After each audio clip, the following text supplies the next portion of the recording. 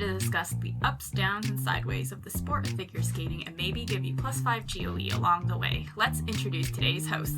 Hi, I'm Car, and I know we still have Junior Worlds left, but I cannot wait for this season to be over so that we all can relax. Everyone, even the skaters. Hello, I'm Kat, and I concur. I'm exhausted. Sounds like you need to relax in the off-season.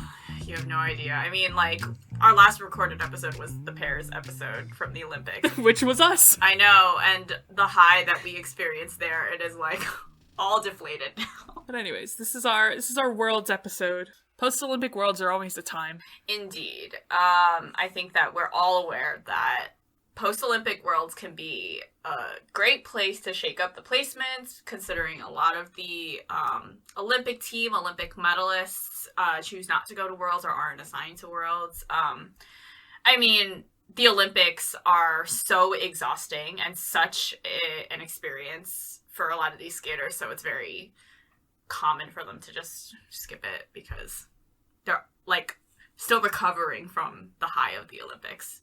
It is a really nice opportunity to see some skaters you might not know from those teams as much, the alternates who are sent. Right. And there's definitely no shortage of high tension, high drama at these Worlds as well. And just a little content warning for this episode that we are going to be having discussions on head injury, concussion, panic disorder, as well as the situation in Ukraine, the war in Ukraine.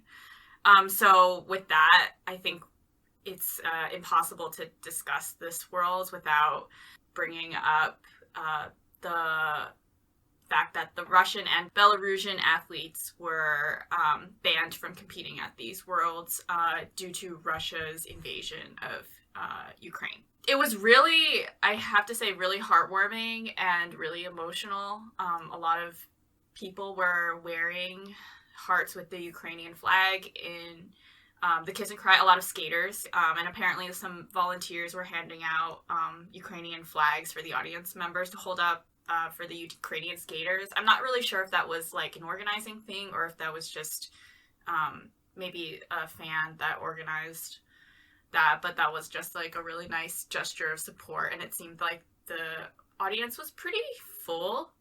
It's one of the more packed events we've seen, so it was really, I'm sure it must have been really, really heartwarming for the Ukrainian athletes to see that show of support, considering, I mean, Russia invaded Ukraine literally 3 days, within 3 days or 4 days of the Olympics ending. So it literally was the end of the Olympics, and then it happened, and up until now, the conflict is still going on, and a lot of these athletes were displaced from their homes, and having to train and thinking about skating and training while your home is under siege is just something that a lot of people, I think, can't fathom. So yeah, the ISU banned the Russian athletes, but at the same time, there were also some controversial decisions made by the ISU regarding skaters' costumes, like Ivan Shmaratko's short program costume. He literally didn't have a costume, he couldn't get a costume. So he wore his training gear, and it was a Ukrainian training shirt embroidered with the blue and yellow heart, and one judge flagged it as a costume violation, which is to that one judge. Are you paying attention? Yeah. Do you know what's happening? Right. I want to hope that they saw the backlash to that decision, and the other Ukrainian skaters who chose to skate in their training gear didn't get those deductions. Also, with this Worlds, we saw some controversy over the official ISU commentary from Simon Reed and Nikki Slater, which honestly we've seen a lot of comments from them that people haven't really been a fan of, but on this, at the pairs event specifically, they were consistently misgendering Timothy Leduc. They made gross comments on pair girls' weight, and then the real nail in the coffin of this happening was at the end of the Paris short program, they used incredibly derogatory and rude language to refer to Megan Duhamel, who is a part of the coaching team for Riku Miura and Ryuichi Kihara from Japan. Yeah, and that comment was spoken onto a hot mic. Yeah, it was not off, and everyone heard it. Yeah, it was very clear that that was not meant to be broadcast, But needless to say, because it was so clearly heard, everyone caught wind of it, and the ISU made a statement, saying that they had been suspended. They are planning to do an investigation of sorts into it. It just feels like they're sorry they got caught kind of thing. So we have to do something because we got caught. Especially since the ISU only commented on what they said about Megan. None of their other things, such as the misgendering of Timothy Leduc. And then they were subsequently replaced by Ted Barton of Junior Grand Prix fame. Ted Barton has his own share of commentary issues, but why didn't they just ditch the commentary period? I was really, really sad that Peacock usually has a commentary-free version, and this time they did not. And they also took down the Pairs short broadcast, and I had to go find it on the ISU YouTube page, apparently because of the commentary issue, and I was like, why don't they just re-upload it without the commentary? I know. I couldn't watch a lot of these events live because I was at work. Like, these European time zones are really hard if you're working. Yeah, exactly. It's like straight during the workday in the US. It's straight during the workday, right? So unless I'm at my desk, and I can, secretly watch, and I'm not, in meetings or something, I can't watch these events live. Let's get started on the actual results. Yeah. Which is what everyone's here for. That gold medal. Yeah, starting with Pairs. Pairs was so weird. It was so empty. Really empty. It's been a while since we've had a Pairs field this small. By the end of the free skate, we were down to 12 pairs that finished the free skate. Usually a full flight of Pairs competition free skate is 16 pairs. We had no Russian pairs because of the lack of Russian athletes. We sadly had no Chinese pairs. The Spanish pairs team, Laura Barquero and Marco Zandron, were absent. Rebecca Ghilardi and Filippo Ambrosini were not there because Rebecca Ghilardi tested positive for COVID. So, yeah, we didn't even get a full flight of 16 pairs. 2 teams withdrew after the short program, one of whom was Sofia Holachenko and Artem Durensky from Ukraine, citing the lack of training. The war disrupted their lives after the Olympics. Right, yeah, and they had actually changed their short program last minute to a song called Jiva, and they said that they skated the short program hoping to inspire the Ukrainian people with Ukrainian music, and watching them, I felt really emotional again, just because you could tell that it wasn't about the scores. They basically had no training before this. I think it also took them 6 days to get to France, and they did all doubles. It clearly looked like an intentional. They doubled everything: their twists, side by side jumps, throws. It's more about the performance, right? They were selling everything. They really were putting their heart into this performance, and honestly, they deserved 9s in performances. It gives me chills. Yeah, it was about performing for Ukraine, right? And bring spirit and show that the Ukrainians were fighting in every front. They would fight for this. Yeah, exactly. they were pushing through. Right, yeah. And they withdrew from the free skate, unfortunately, because of a lack of training. And pairs is so dangerous. So doing a 4-minute free without training would be pretty risky for them. And speaking of pairs being dangerous, we want to talk about Ashley Kane Gribble and Timothy Leduc. Right, our second withdrawal after the short program, but during competition. This was rough. This was really, really hard. I actually wasn't able to watch most of the Pairs Free live. I didn't get to catch most of it. I was in meetings all day, all afternoon. And I just tuned in basically right after Mira and Kihara skated. And I basically tuned in to the free skate just as she had fallen on the side-by-side style. So we just didn't mention it. Ashley, during the free skate, took 2 hard falls, once on the side-by-side triple loop, another on the throw triple lutz, and then the hard fall was the side-by-side sals. Yeah, it looks like she hit her chin when she fell on the sal. And, you know, she looked pretty out of it. It looked like she was trying to get up and then collapsed. It took her a few seconds to get up, which is incredibly alarming. And she just looked really dazed. And, you know, they stopped the music. They got a stretcher on the ice. Pretty timely. More, definitely on the timelier side. It honestly just goes back to our discussion on the pairs episode that I talked about why I didn't really care for the quad revolution in pairs, just because, I mean, pairs is so dangerous for women in general. They're the only skaters that are being tossed like 5 to 6 meters into the air multiple times in a single program, right? You have the twist and the throw.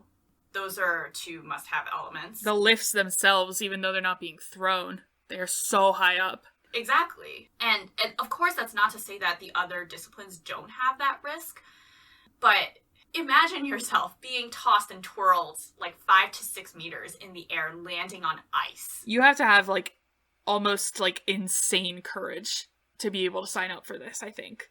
I mean, there is just like a running joke that like pair girls are made of something special. And I really think that they are. Like, you have to be some level of insane to be a pair girl. And for Ashley, this is already her second high-profile head injury. I say high-profile, but I mean that, like, highly publicized, I should say. Yeah, that we know of. Right. Like, these were injuries that she incurred in competition. And just, like, I'm just trying to imagine the things that they go through just in training that we aren't privy to, that all the pair girls aren't, have to go through, that we aren't privy to. And in talking about that, I think it's also worth discussing Kirsten Moore-Towers. And she commented on why she decided not to compete at Worlds here and instead having Evelyn Walsh and Trent Michaud take their spot. And she basically said that she had developed a panic disorder last summer doing the triple twist.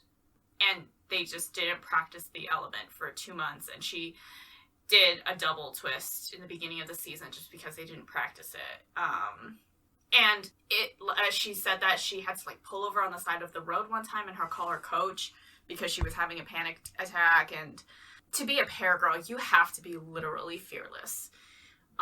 You know, any small amount of hesitation will mess with your performance in competition. And that is essentially what happened with Moore-Towers and Marinaro this entire season. Like, Moore-Towers and Marinaro they've never been super consistent, but they never looked so shaky. Like, they can perform. Right. They have looked just nervy, I would say, this entire season.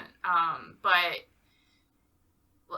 especially in Beijing. That's why I had mentioned before, like, in our pairs Olympic episode, that why I was so nervous about the quad twist, just because that additional rotation can add even more risk, like the speed that is required to go through. And it's why I don't really care for the quad revolution happening, really, in pairs, because the level of danger that these girls are in without any responsibility taken from the ISU to put any measure of safety protocols into protecting them, just even in competition or in training, is just frankly dangerous. Yeah, it is dangerous to these girls, especially since, like, pairs girls, like all skating, they start out young. Like, they're young girls in incredible danger. To Kirsten Moore-Towers, like, I have a lot of respect for her for speaking out on this, and I'm hoping that, you know, one, it reassures, you know, other pairs women who probably go through similar things with all the danger they're in, all the risk that it poses. You know, I hope it kind of reassures them, and I also hope it brings about more care for the technical elements of pairs. Our gold medalists are Alexa Knierim and Brandon Frazier from the US. Our silver medalists are Riku Miura and Ryuichi Kihara from Japan. And our bronze medalists are Vanessa James and Eric Radford from Canada. This was talked about a lot. This was America's first pairs gold medal since 1979. I mean, it was always the Russians' event. The Russians and the Chinese. So, like... It checks out. But, like, that's still really cool. I think Alexa Knierim might be one of, like, the strongest human beings on Earth. She's been through a lot, had, you know, potentially career-ending surgery back in 2016 and had to work with Chris Knierim, her former partner and husband, you know, to get back up there.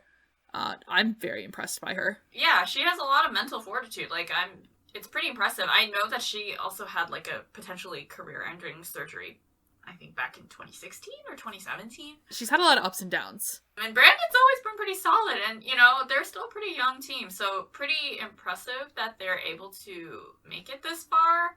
Just to fact check it, in 2016, Alexa was diagnosed with a very serious gastrointestinal condition. She went through 3 surgeries. To see her come back from that and, you know, make it to pairs gold, you know, with a different partner. Her husband is part of her coaching team.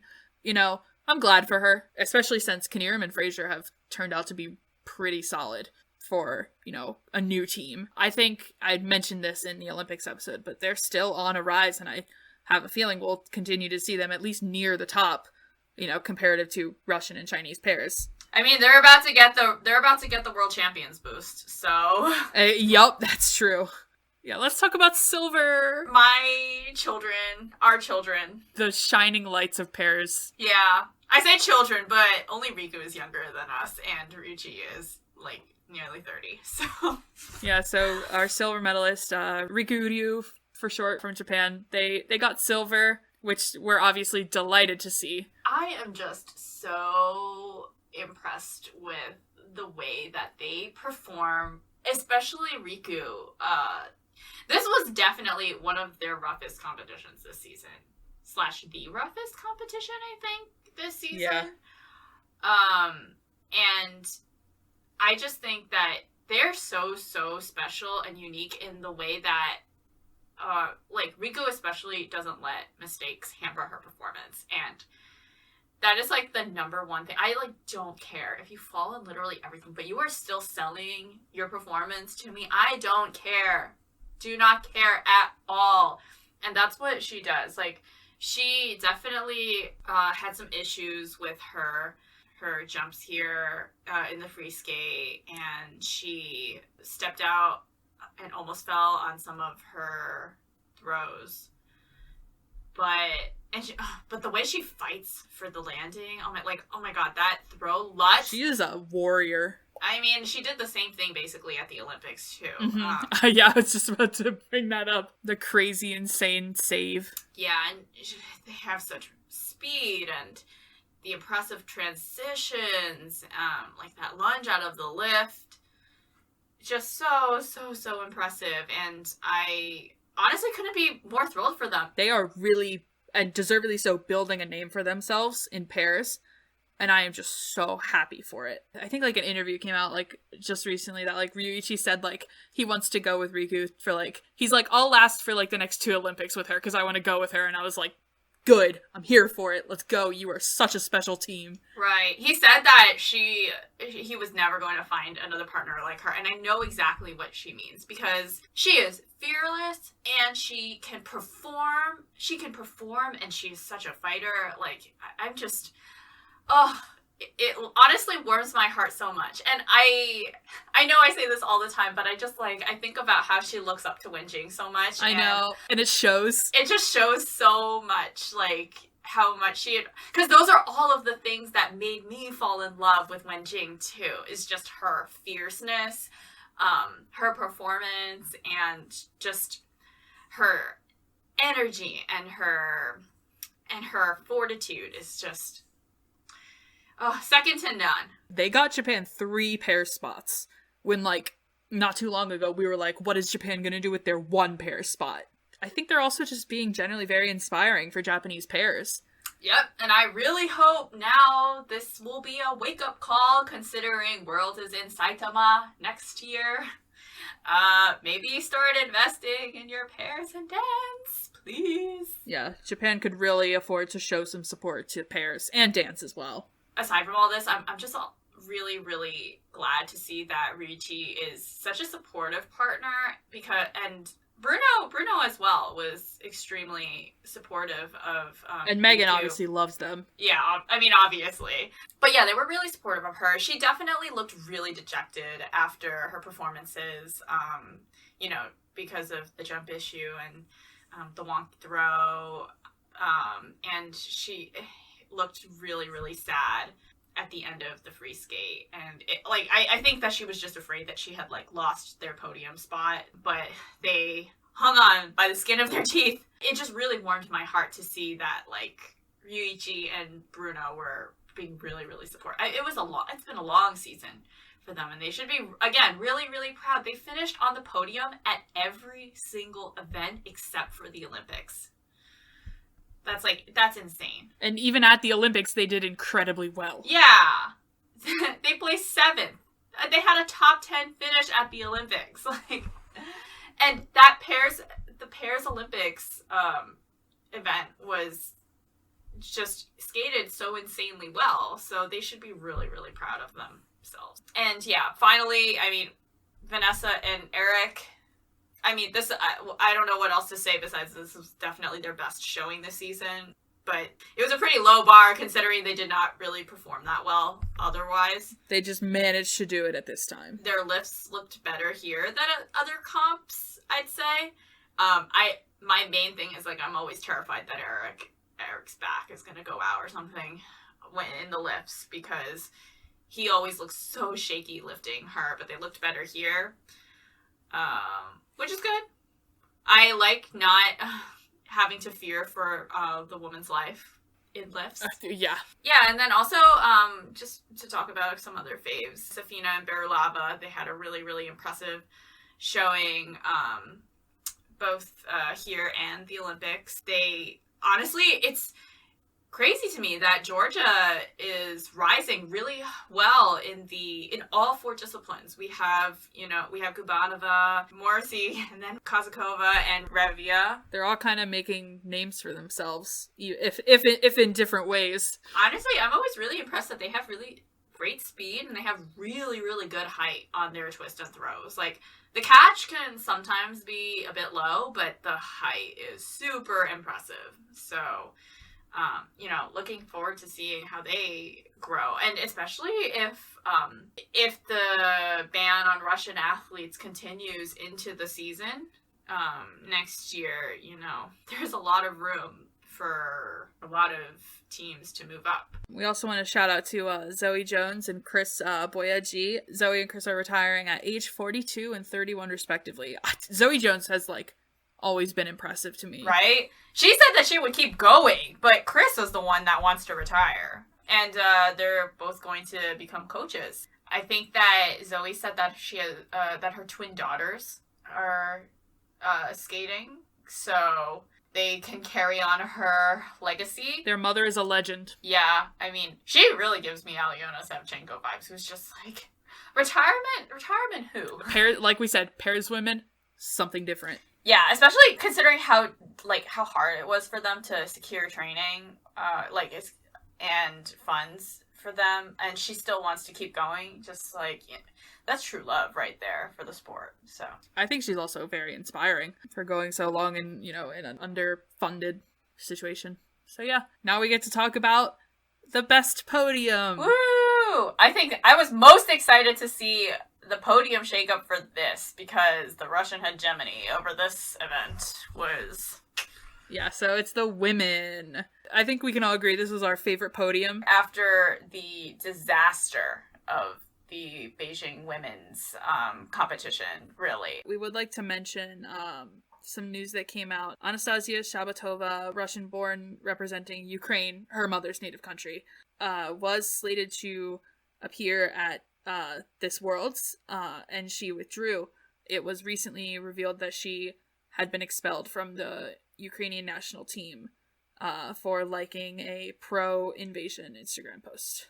We just wanted to mention that as something that happened. Yeah, she's 16 years old, so I don't feel really comfortable just mentioning anything too deep into it. Yeah, kind of turning it against her because we don't know the situation. Right.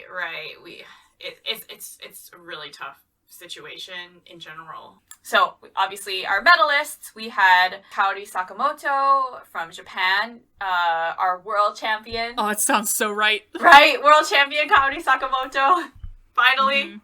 Should have already had a world medal by this point. And then silver, Luna Hendrix from Belgium. And bronze, Alyssa Liu from the US. My story about Kaori's free skate is I didn't watch a lot of the events live because I was like, I'm not going to put myself through this. And especially with the women's free skate, I was like, I'm not going to watch Kaori. I'm just going to see the results. And I was in the drive-thru of McDonald's picking up food for my family. And then I was like, I got out and I was like, oh, it's about time for Kaori to go. Shoot, I really want to watch it. So I pulled into the McDonald's parking lot, downloaded the Peacock app on my phone, logged in, failed to log in like 3 times because I had the wrong password, logged in just in time for it, cried in the McDonald's parking lot. That's my story. Beautiful. Oh, man. Worth it. My food was cold when I got home. Worth it. Yeah, I was watching this at the end of my workday on my phone. But, because again, I only caught the last couple of skaters for a couple events, the ones that happened during the day. But truly, I am just so impressed with Kaori's consistency. Like, I remember early on in the season being so worried for her because she was just competing back to back to back constantly. And I thought that she was going to be so burned out by the time the Olympics rolled around, but she's like completely nailed her programs for a good chunk of the season. She has been so on. Right? From her, she was the only non-Russian to qualify for the Grand Prix final, and then she did so well at Nats, and, she's national champion. And she crushed the Olympics. Yeah, both in the team event and, the individual event. Obviously, she was so shocked that she actually made it onto the podium. Even though it was very deserved. Right. Super deserved. I mean, it does also beg the question because she's finally getting scores that she deserves, but, like, is this rise in scores because of her consistency? Yeah, I was gonna say, like, I'm inclined to think it's, it's taken her a while to get here. Right. And if that is the case, then I don't agree with consistency being a measure of, a performance on the day. Yeah, exactly. Like, she deserves these scores whenever she performs like that. She absolutely deserves her win here. I don't even know what to say. I'm just, like, elated for her. And I think just, like, seeing the reaction on her face, like, she's obviously not used to it because the Russian girls have been dominating for so long. Like, I think that everyone else has just kind of been resigned to kind of making it on the podium out of, because of things that are out of their control. But yeah, her reaction, she is such an emotional person, just for better or worse. She wears her heart on her sleeve. And, I remember, unfortunately, back in 2019 when I saw her at Four Continents, and she was the last skater, and she didn't do that well in her free skate, and she missed the podium, and she was just, like, sobbing in the kiss and cry. And that memory of her just crying in the kiss and cry as the event was ending was just, like, burned into my memory.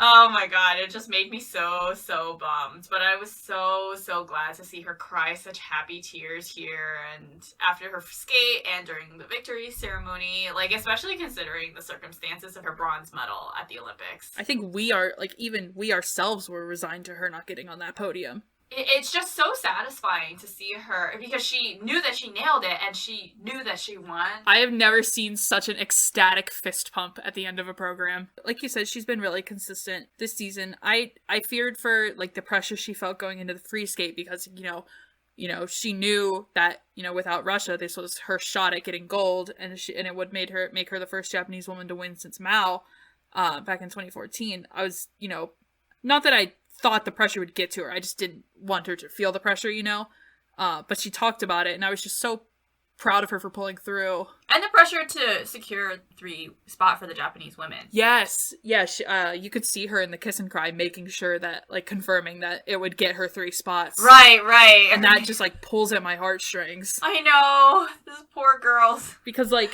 you know, like we said, it's pretty likely that her consistency has been a big part of her actually getting those scores, you know, so she's had to work really hard to get that consistency, you know, and get up there, and I'm just so happy for her and proud of her.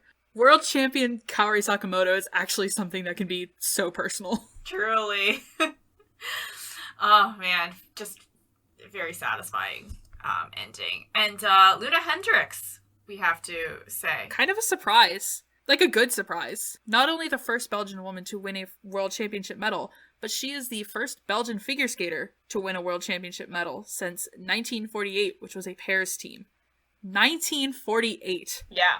74 years. She was sobbing happy tears in that kiss and cry with her team, which includes her brother Yorick. That was very, very heartening to see. You know, we love happy tears. I remember seeing her in GP Italy in the press conferences, and she did really well at GP Italy as well. And it just seems like she and Yorick have a really, really great relationship. Yeah, it seems that she has a good support system from both him and the other part of her coaching team. Right, yeah. And she was also injured going into the World Championships. And for her to put those skates out while she was injured is, wow, respect. And she's been getting a lot of, with that, and, you know, she performed pretty well, I think, at the Olympics. She's been picking up a lot of momentum. I think I would say she's the top non-Russian European lady right now. Yeah, I'd say so. I don't really like, her free program is horrible. Gives me secondhand embarrassment. I would really like to see her kind of attack next season with, you know, a good set of programs, you know, momentum and confidence from a good season. Yeah, I think I have a lot of hope and excitement for her. I think she's a good performer, like, when it's a good program. Yeah, and she's still 22 years old, which is crazy that is considered a quote-unquote old skater for the women's discipline. The gold and silver medalists are both above 20. Can you believe it? Considering the narrative that we've been fed for so long that women's champions, once you reach 18, you're considered old for the women's discipline. And then finally, rounding out our podium is the sunshine of women's figure skating, Alyssa Liu from the U.S. Their first world championships, and, you know, it's her senior debut season. Crushed it at the Olympics, bronze medal. Their first worlds. I am so happy. They've definitely had such a tumultuous season. So many ups and downs. Yeah, I mean, especially in light of the recent news that we found out about her family. They've really pulled it together for these world championships, and I'm so, so happy for them. Honestly, of the podium, she has my 2 favorite set of programs. I think that she has just made leaps and bounds in her performance, especially. And, like, they seem to have, like, grown a new, like, great love for skating. And I think it kind of shows in their performances. She's so much fun. Honestly, I'm so glad that she ended up still skating to her Loco exhibition that she just whipped up with John Luke like a day before I know. The gala. They're like, I have fun with this, so I'm going to do it. Yes. Oh my gosh. And we have a good time. Yes. ITZY representation. I mean, ITZY noticed them, so... That's true. Legend. So, yeah, what a legend. What a legend. On April 9th, Alyssa Liu announced their retirement from competitive figure skating. You know, just said, like, you know, she's accomplished, you know, a lot, and she feels satisfied with how her skating career has gone, and, you know, they want to move on to, you know, different things. And we really support her in, you know, all she does. I just think that it's really admirable for her to have, you know, kind of decided on this on her own, and for her to, like, have determined this. Like, you know, she reached her goal, and there's nothing else she wanted to do in skating besides make the Olympics. And, you know, she's 16 years old. She's got such a bright future ahead of her that, you know, and I'm glad that she's retiring from skating, you know, in a place where she seems really satisfied with what she's accomplished, where she is, like, her relationship to the sport and the relationship to, like, the skating community as well. So I think it speaks to, like, you know, that they have a good relationship with skating. Like, you know, they don't feel pressured to continue. You know, she doesn't, you know, feel any shame about retiring at a, you know, quote unquote young age. I feel like, you know, there might be talk about how, like, you know, a little bit of judgment that she retired so, you know, like I said, quote unquote young. But like you said, like, you know, she did it herself. She came to this decision herself. That's, like, you know, really inspiring, honestly. But yeah, the women's podium was stellar. Other happenings from the women's event. Korea has finally qualified 3 spots. This is possibly the best figure skating news this entire season, because the Korean women's field is just so insanely amazing. Oh my god, thank God. Like, we all breathed when we finally found out that Korea and Japan secured 3 spots for the women next year at Worlds. Yeah, so Young, she was pretty rough, I'd have to say, but I was expecting her to completely burn out by this point. I was shocked that she made it through the Olympics in one piece, because she was looking like she was burning out with all of the competition. Haein was so good, but her tech, or like her score, they nerfed her. Yeah, I don't know what they had against her, but oh my god, I was so sad when I saw her reaction in the Kiss and Cry. She was just like, what? What happened? The fact that she doesn't have a reputation yet internationally, even though she got, like, a silver at 4 continents, right? Like, yeah. Hold on. But she was a last-minute replacement, right? She was a last-minute replacement for Yelim. But yeah, Haein, like you said, you know, Haein really does not have a reputation internationally yet, which, like, I feel like she should. You know, like you said, 4 continent silver, and, like, you know, she's training a triple axel. But yeah, at Worlds in her free skate, which was, like, really good, she got in an edge call, and the 4 keys in the edge call for the flip dropped her score over 10 points plus 64 PCS, you know. Because, like, you know, Haein was, you know, the replacement for Yelim after the Olympics. I just want to, like, they are all 3, like, you know, Yelim, Young, and Haein are all very good. Not to mention, you know, other Korean girls who are great. I'm just, like, I don't want Haein to be pushed aside for Young and Yelim, who were both at the Olympics and did really well, you know? Yeah, well, either way, I think that at the end of the day, I'm just really glad that there's a competition for top Korean lady, and we do have 3 spots next year at Worlds, so those 3 could all feasibly go together next year. So that's really exciting. But yeah, I just remember being, like, so excited for Haein, and she looked so excited after her free skate was done, and then her scores. Like, the fact that she was so, like, clearly confused at her score, I mean, yeah, speaks to a bit. Yeah. She's like, man, I just went out there and killed it. What do you mean? It is also worth mentioning that with Haein's 7th place and Young's 5th place at Worlds, it's, like, the first time that 2 Korean women have finished in the top 10 at Worlds. So, also, despite Young not having the best free skate, she was 6th in the free skate, but she was 5th overall. Even despite, you know, the under rotations, and she was, I just need to emphasize how exhausted she must have been doing all these competitions back to back, the Olympics, like Korean nationals, 4 continents. It's still really impressive finish. So excited to see where the Korean women go from here. But at least she performed well. She's performed really well, and I'm so excited to see her continue. Honestly. I know. God, Korean ladies. And that's without the triple axel. She didn't put a triple axel in her program, so we'll see. It's crazy that there are so many Korean women that are training triple axels. We also have Gubanova. She worked her way up to 6th. Yeah, she was in 14th. She stayed in 1st for a long time after her free skate. Honestly, she probably could have placed even higher than 6th, but you know, considering she gets PCS nerfed. Yeah, PCS nerfed, and also skating earlier nerfed. So again, Georgian skaters are rising through the ranks. But yeah, her musicality is just truly, she is such a delicate and nuanced performer, and I just love how musical she is. So excited to see her as well. Maddie Skizis, once again proving that she is a really, reliable competitor for Canada, kind of that guiding light of Canadian women's skating right now. Still really proud of her and sending her a lot of support because Canada does not respect her. It's not like Canada really has a thriving field in any discipline right now. They have fallen from grace. And then obviously we gotta talk about Wakaba, my daughter. God, heartbreaking. I can't with her PCS scoring ever. It's some of the most egregious of, all of skating. It's just...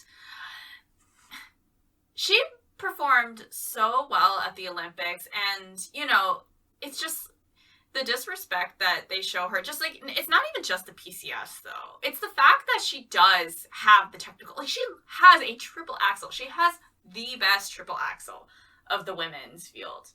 And...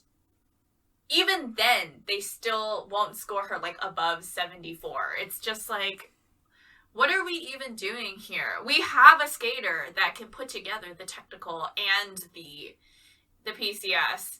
And the disrespect that they show her by scoring her like that is just...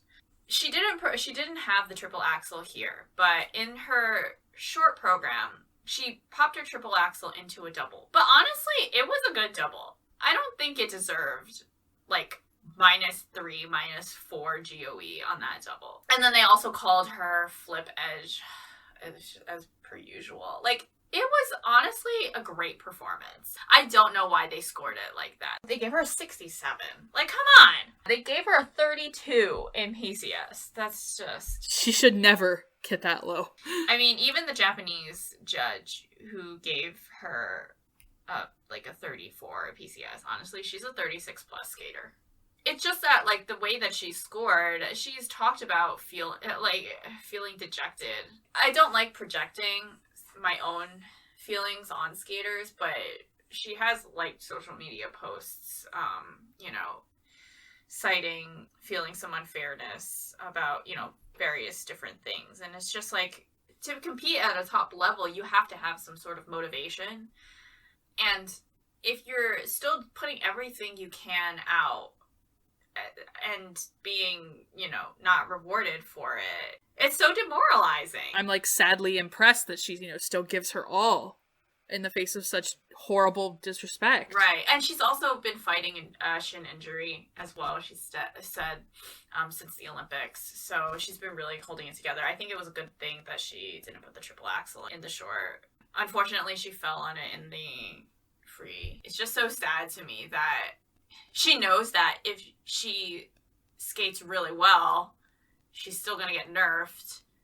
But then if she doesn't skate well, they're going to bury her into the ground. So she still has her motivation, which I'm so happy for. She said her goal for next season is to win nationals. She's coming with 2 new programs. I believe in you. I really do. And then, talking about Japanese ladies that got buried again. Mana, at least she did better here than she did at the Olympics. Her free skate is definitely one of the best women's free skates of the entire field, in my opinion. Some would say of this quad. Yeah, she's kept it for 2 seasons now, so I don't think she's going to go back to it. Usually, Hamada skaters usually don't keep their programs, but I guess because last year's season was so abbreviated, and it's a great program. So, yeah, I'm excited to see her grow as well. And what I hope is that she doesn't feel bad about having some weak performances towards the end of the season. It's been really long for her too, because I know that there's also a little bit of discussion of whether they should have sent Mai over her, but I think she earned her spot fair and square, and I really love her performance. She has great skating skills, of great ice coverage, really beautiful transitions, also has a triple axel. So I guess just off the podium, we should talk about Mariah Bell. Mariah, she got 3rd in the short program with a kind of wonky triple. That's been her, I guess, one of her biggest goals, is to get that triple into her program, because it's kind of been eluding her, even though she got a Q on her triple flip, triple toe in the short program. It got her third place and after the short program. I don't know if I agree with like her components in particular, just in comparison to some of the other skaters, especially since like she finished above like Gabanova and Han and Karen components. It's like, I feel like it's kind of a product of like her. She's been getting a reputation, a good one, I should say.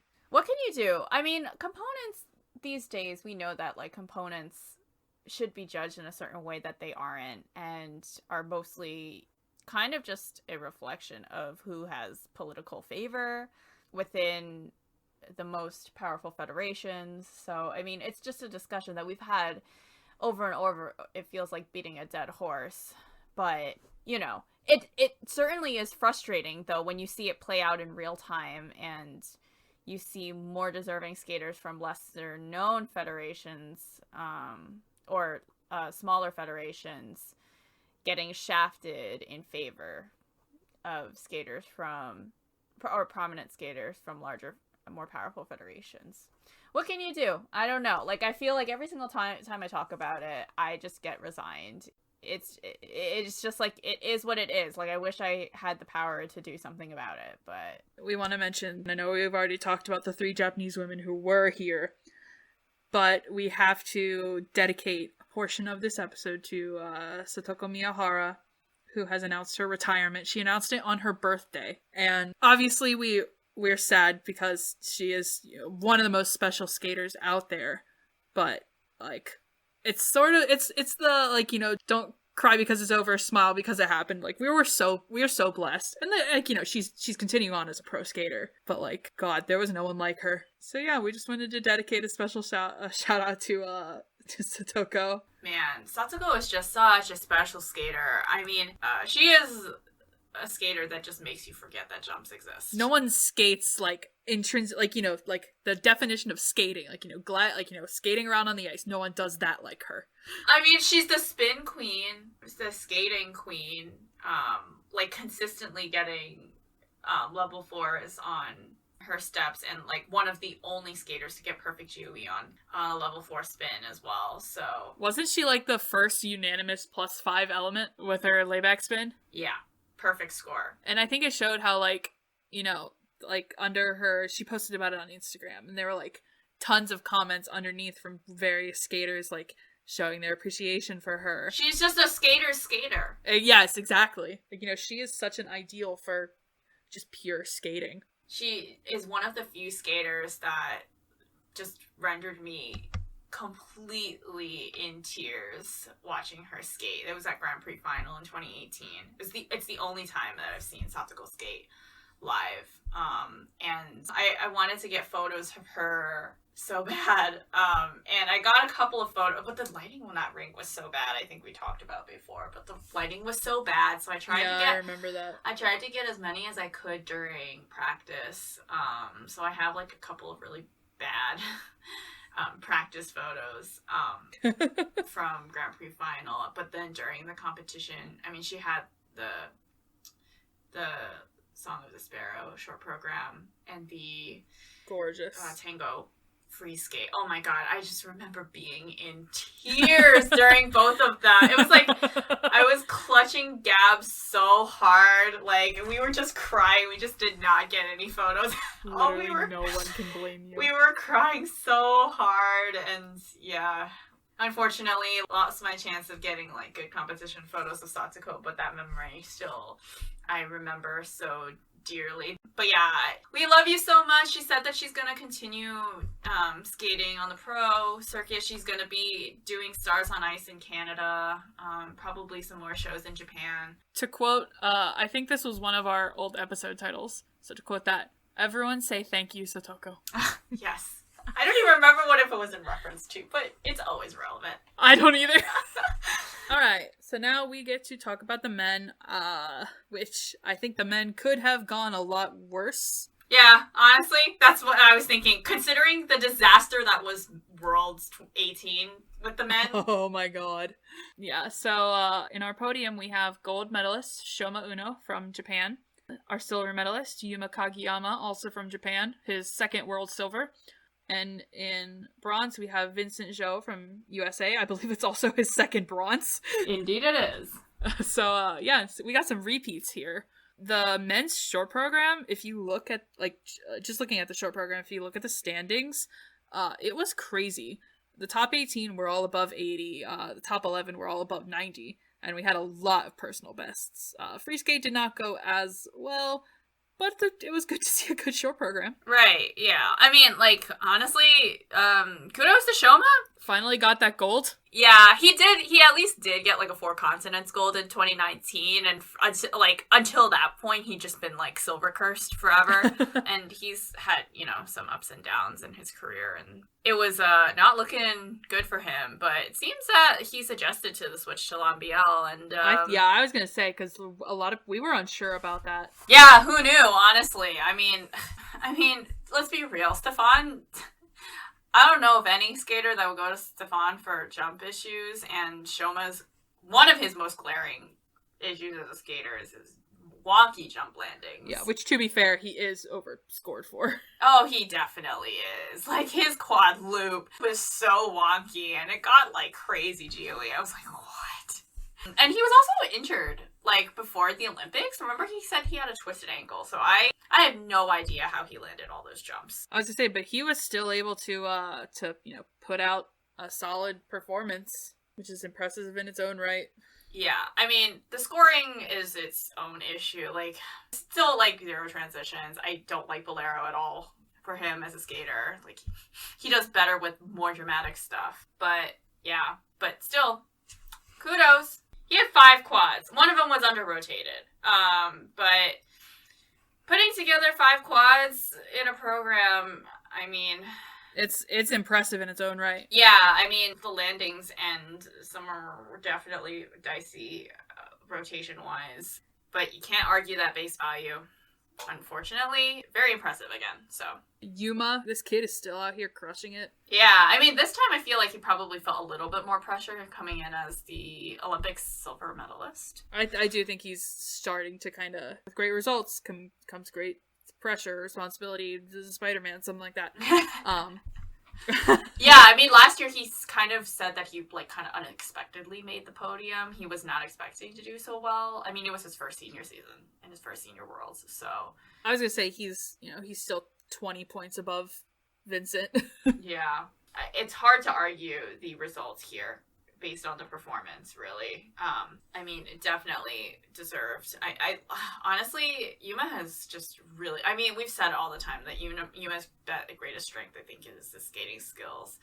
His jumps are slightly better than Shoma's, but I don't know if they still deserve the same, like, honestly, both of them don't deserve so much GOE on their quads. Yeah. That's, again, a whole other issue in and of itself, but, again, hard to argue with base value and performance on the day, so. But yeah, I would like to see him develop his performance a little bit more. Yeah, and I do think it'll come a bit with more experience. I hope so. Like, I don't want to fault him too much for it, but he seems to be aware of what he needs to improve. Yeah, it will be interesting to see how where he goes from next season onward, and basically where his scores will go to, just because, again, now he's got an Olympic medal and he's got 2 world medals. So, but it is really, really interesting now to see, all the Japanese men are scoring potential-wise. The top Japanese men, there is a lot more shakeup between Yuzu winning Nats, and then Yuma placing higher than Shoma at the Olympics, and then Shoma beating Yuma. There's been a lot of shakeup. And all that time, Kazuki is there ready to sub in. Yes, absolutely. There's been a lot of and also Kazuki Miyahara, we should also mention, who withdrew due to injury, and Kazuki taking over his spot as well. There's, a lot of depth in the Japanese men. So, it will be interesting. I'm curious to see how everything kind of shakes out. Yeah, to see how Yuma and Shoma compare to each other. And then in bronze, as we mentioned, in bronze we have Vincent Zhou. It's really good to see him do well after the horrible heartbreak at the Olympics. Yeah, some of the stuff that he said in his post-Olympics interviews has been really, really, really, really rough to read. I almost couldn't even open them because it was... I don't think a lot of us can understand that level of loss. Like, it's just such a unique situation. I don't know anything that could prepare you for what he went through, essentially. And there's just, again, a lot of stuff about his upbringing and his training situations that have been really concerning as well, and I don't know how. It was, again, really nice. I saw a video of him, reacting to making the podium, and I was, really glad that he didn't have to suffer more heartbreak. I don't know. It was just really depressing before that for him, so... Otherwise, in the men's, if you want to have a laugh, take a look at the ordinals. Yeah. I mean, well, the ordinals passed, third place, essentially. Yeah, definitely. Camden went from 12th to 5th. And he was the only skater in the entire free skate to not have a single minus GOE. He was the only clean skater. Which, coming from Camden, who, is not known for consistency or clean performances. Yeah, I mean, he is, the person that, always bombs the free, essentially. If he does well in the short, then he bombs the free. And it's heartbreaking every time, because Camden is, not only is he's a really good skater, he's very lovable. He seems really happy, person in general. So, yeah, I'm glad that he was able to do well. He looked really triumphant after he finished the free skate. It was he's someone you can't help but root for, I hope it kind of boosts his confidence. Not that I think he's a shaky person, but I still hope it boosts him up a bit, because he deserved to have a great free skate. And he finished top 5. That's really good. I'm very happy for him. I feel like he probably should have beaten out Morrissey for 4th. He was 3rd in the free, but he only beat out Morrissey's score by 3 points in the free skate. I honestly think that the gap should have been wider. Come on, Camden is so rarely has a great free skate like that. Yeah, it should have. It's just because that he was so low in the short program standings. Yeah, like we said, he was in 12th. Yeah, he was so low in the rankings comparatively, so it was going to be harder for him to climb up again, but But he did. So I guess we should talk just off the podium. We have Morrissey Kvetchvalashvili finishing in 4th. So, interesting scenario with Morrissey being at Worlds. We've talked a lot about the circumstances of these Worlds in light of, the events in Ukraine. And, Morrissey represents Georgia, but his training base is, in Russia with Atari Tutberidze, so questionable decision. Yeah, a little bit of a questionable decision to let him compete. I don't know if there's anything they can do about it officially, since of course he represents Georgia and he doesn't represent Russia. But considering the power and influence of his coach in particular in Russia, he very much benefits from that. Yeah, and it just feels very, very weird. I don't know if I am the right person to be commenting on it, but yeah. It does strike me as a little bit odd. Just the dynamic of just having him there. So what else strikes me as odd? The Italian judge putting him in 1st and 2nd place for all the PCS categories. It's really funny because it's right next to the Swedish judge who has him in, for the 5 categories, 11th, 10th, 6th, 13th, and 10th. I mean, just in general, his PCS scores being in the 8s to high 8s and some 9s is questionable at best. I feel like he's been rising a lot in the past couple years, and I don't know where it's come from, because it's not like he's a new skater. I mean, we've already talked about where some of that, potential rise could be coming from. His coach. He did pretty all right for himself at this competition. Morrissey can be a loose cannon sometimes. Flops one segment, does amazing in another, and then somehow, I think the fact that he came in 7th in the short program, 5th in the free skate, and then 4th overall. Yeah. The men be men.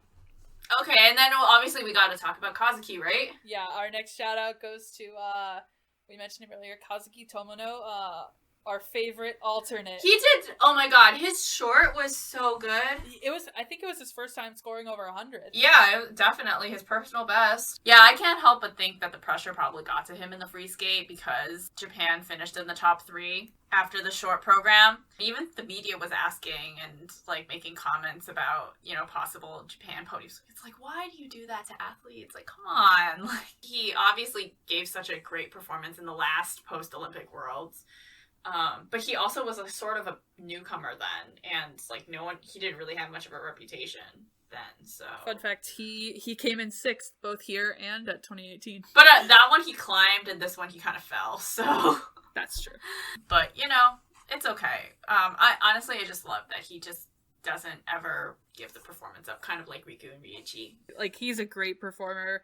He also puts his all into his performance, even to his galas. Yes. Oh my god, his gala is so fun. His gala program is so fun. It is so fun. I just like, it makes me emotional about this podcast, because I remember waking up at 5 a.m. to record our first episode, where it was like you said, it was a couple months after Worlds 2018, and we were like, oh, let's do a little bit about Worlds 2018 at the end. And I was like, I really liked Kazuki. And now I'm here 4 years later. I really liked Kazuki. Yes. And we were all like, man, like, can't wait to see more from him, because like you said, he was relatively new then. And you know, look where he's gone, you know? We gotta talk about poor Donovan and June. Like we said, it was a relatively decent event. This was the sad part. Jun Hwan-cha, Donovan Carrillo both had withdrawals due to boot issues. So Jin performed in the short program, but literally withdrew right before the free skate. I think he was probably just assessing, like, just how feasible it was to do. I think that, you know, he probably was concerned about the spots. I would rather he have withdrawn and not risked injury. He was skating he had broken boots. I don't think he made the wrong decision. His safety is obviously the most important, but I think that his contemplation was due to the fact that, you know, skating for spots is like a big deal. He's Korea's, you know, sole hope really for getting 2 spots, and he was seen taping them a lot, his boots a lot. It definitely would have been a safety hazard, I think, for him to continue. I don't think he made the decision to withdraw lightly. So and then as opposed to Donovan, his skates just never showed up, I guess. Can't skate without skates. Yeah, I saw somewhere that like they ended up arriving. I know that he was training on like unbroken and brand new boots, which is obviously a danger in and of itself. It's a safety hazard for skaters, and safety is is the most important thing for them. And it's honestly just really, really depressing just how many skaters have had issues with getting skates to them while traveling. Like, this is not a new thing, like skaters not getting their equipment to them. Like, it happened like to Keegan in Canadian Nationals, and like it's just really frustrating that like I think just airlines in general have really inconsistent rules about bringing skates on as like personal items. I don't know, like some airlines like classify skates as weapons, and some are okay with bringing them on, but it's just like they're so valuable. I mean, necessary for their like career. It's like how musicians travel with their instruments as carry-on. You're not checking in like a $10,000 cello. Like, I really hope that they rest well in the off season. I mean, they've had such a long season. June especially, just like constantly competing back to back is just, I know, wild. But I've seen them both doing like magazine and shoots and stuff. So, you know, get that bag, guys. Back to shout outs. He got a shout out in the Olympics, and it was well deserved, and he's getting a shout out here, and it's still well deserved. Adam Xiao Him Fa did fantastically, but he finished 8th and did very well at his home worlds. He's just someone that we're very excited to see more of. Like, you know, I remember he kind of sort of made a name for himself on the Junior Grand Prix, and like has been slowly and steadily, like, you know, working his way up on the senior scene. He's very fun to watch, you know, very obviously partially due to his very fun programs, but like I'm excited to see more of him, you know. And I think, he's kind of, from both here and the Olympics, he's gotten a big confidence boost. Yeah, and then also Ilya, we gotta mention. Ilya Malinin made his debut here. Ilya Malinin from the US, who's kind of been rising. He had sort of a rocky time here. He did really well in the short program. 100%, and he is definitely someone to watch out for in the realm of US men. Yeah, Ilya scored over 100. Yeah, to be fair, I think we were kind of all confused at that, but still. Yeah. The fact that it was his first senior competition, he's still getting that kind of score. I am very, for lack of a better word, curious to see what happens. Capital C, curious. Yeah. He did insanely well in the short program. I was not expecting, and then faltered in the free skate, but it's his first senior world again, so, And also shout out to Sihong for doing his best too. He definitely did not have the Olympics that he wanted. He did not qualify for the free skate, but he at least redeemed himself here, so that was really good. We also want to mention Canadian men. Roman Sadovsky had, after a very rough Olympics, Roman Sadovsky had a decent outing. Ranked higher than Keegan Messing, who had a better Olympics. So, it's just kind of curious to see where Roman's going to go from here. Keegan has said he wants to go one more season and then probably retire to teach his baby how to fight bears or something. And then finally, last event, ice dance. Yeah, up top, we of course need to talk about, Alexandra Nazarova and Maxime Nikitin. What an emotional rhythm dance.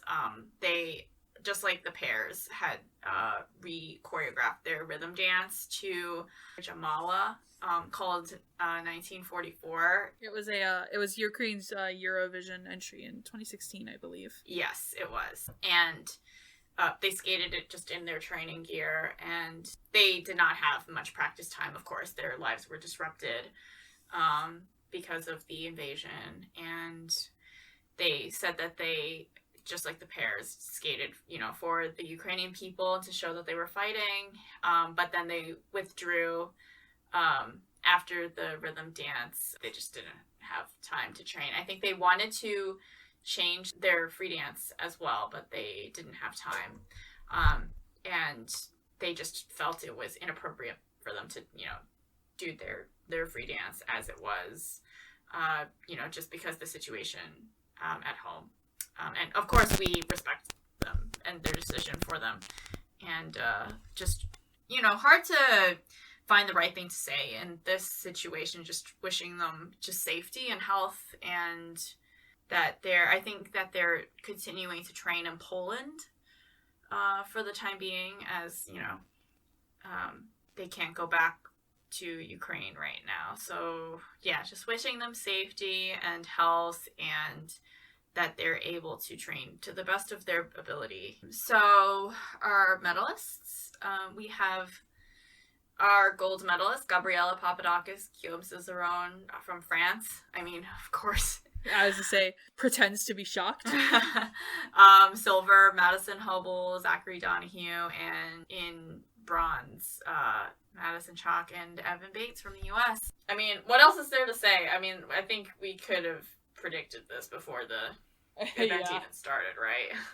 Papadakis and Cizeron broke every world record, rhythm dance, free dance, and total. I looked at the scores and I was like, that's a lot of world records. But they have not decided yet on whether they want to continue. And they said they just don't want to make it a hasty decision. Honestly, I think that it's very clear to me that they were waiting on the results from the Olympics to say whether or not they were going to definitively retire. And so, since it's only been a month since the Olympics and they've been training, they probably haven't thought that hard about it. They have not competed that much in the last couple of years because of COVID. They didn't even compete at Worlds last year. But yeah, I imagine that in the coming months we might see. They might do some shows, I guess, and then we'll see. I was gonna say that, we're kind of on the lookout for retirements for a lot of these ice dance teams. Yeah, a lot of teams are in a sort of will they won't they stage after this quad. Yeah, there's probably a lot of teams that are in limbo right now, and not a lot of them have definitively said whether or not they're going to retire. But unlike our next team, Maddie and Zach, who we knew since the beginning of the season were going to retire after Worlds here, they have said that they wanted to like kind of bookend because their first senior Worlds was in Nice 10 years ago. What a nice decade of a senior career. They got that bookend, and I was honestly really emotional watching their free dance. It was like the highlight of the event here. They're like a huge staple. Yeah, it's crazy to me. I feel like I've seen them so much these last 4 years. I haven't always liked their material. Honestly, most of the time I did not like their material. Yeah, but like this season they've done really well and had some really solid programs. I can't deny that they have really gorgeous, big skating, like a huge presence on the ice. Definitely some of the best technical skaters of the field. I think like, you know, even though they have some hit or miss programs, like we're gonna miss them. For sure. They've been around for a really long time. And I think just like, you know, knowing that this was their swan song, that, you know, this free dance just hit particularly hard because, again, they knew it was their last hurrah. And I remember them talking about their music, that they chose a song by a French singer, and they're skating it in France. I really hope that the singer saw it, and Sela. And wishing them all the happiness in their retirement. I know Maddie is gonna get married. Woo! Just wishing them the best. Thank you, Hubble and Donahue. And then the other Madison. Yes, Maddie and Evan, I don't know if they're going to retire yet. I don't think they've heard anything from them. They haven't really said anything. I think they said that they didn't know. But what can I say? I really hope that they retire this free dance, especially. Their past couple free dances have been not good. It's just that I just need the exoticizing Maddie concept to end. They keep doing it, and it's so horrible. It's so tiring. I can't. They've had great free dances, like Fever from a couple years ago was really good.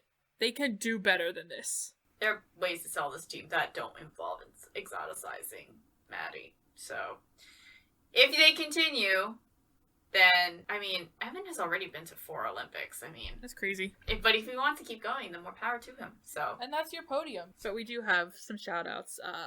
You want to talk about Guignard and Fabry? You know, the Olympics is in Milan, so I don't know if they're going to continue until then.